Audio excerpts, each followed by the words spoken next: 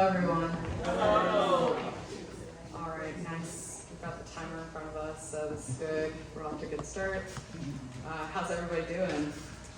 Good. Good. I was actually just passing by, speaking of new cycles, I challenged myself to one, and went to La Bella and challenged myself for probably one of its spicier foods. I don't know if it's going to be successful or not, but it's telling me to do this, so I'm just going to go with it.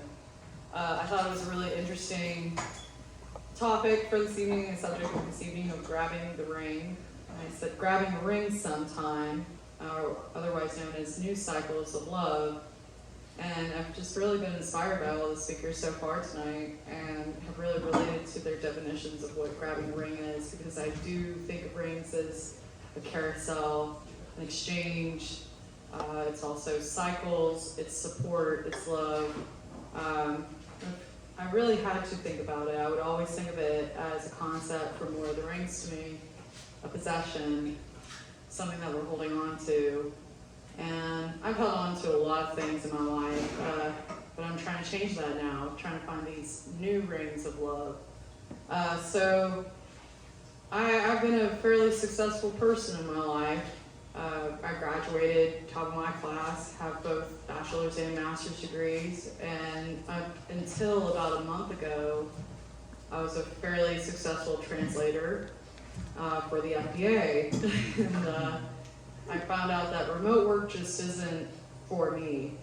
So now I'm trying the new exciting life as a host to a restaurant and as a housekeeper. And those are really fun. It's been a really interesting and great time, and I find myself challenged to do something different and to break into different patterns. And it's not very easy for somebody like me because I'm very type A. Always have been, always will be, of just everything needs to be mapped out. I always need to know where I need to go. And yet, for the first time in my life, I don't know where I'm really gonna go, and I'm very excited by that. I know that's right. It's exciting to find yourself on a new river. It's exciting to, even when you make mistakes, for the first time in your life, you're not just like beating yourself up over old cycles of what you're holding on to, those rings of validation and approval, and instead giving that to yourself, making those mistakes and then saying, wow, wasn't that fun? Wasn't that great? It sucked spilling tomato sauce all over yourself, but wasn't that great? Wasn't that a new experience?